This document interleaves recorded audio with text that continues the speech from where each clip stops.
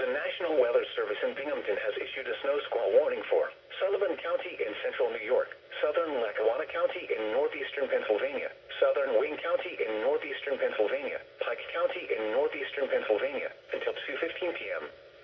At 1:13 p.m., a dangerous snow squall was located along a line extending from New Willow Rock to Goodsboro State Park, moving east at 35 miles per hour.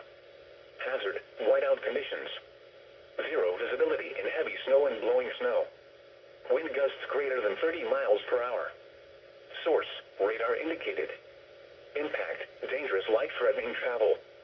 Locations impacted include Scranton, Dunmore, Fallsburg, Old Forge, Bushkill, Archbald, Monticello, Taylor, Morozic, and Elephant. This includes the following highway exits: Interstate 86/Route 17 between 96 and 116. Pennsylvania Interstate 81 between 180 and 188. Interstate 84 between 1 and 53.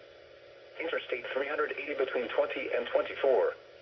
Reduce your speed and turn on headlights. During snow squalls, the visibility may suddenly drop to near zero in whiteout conditions.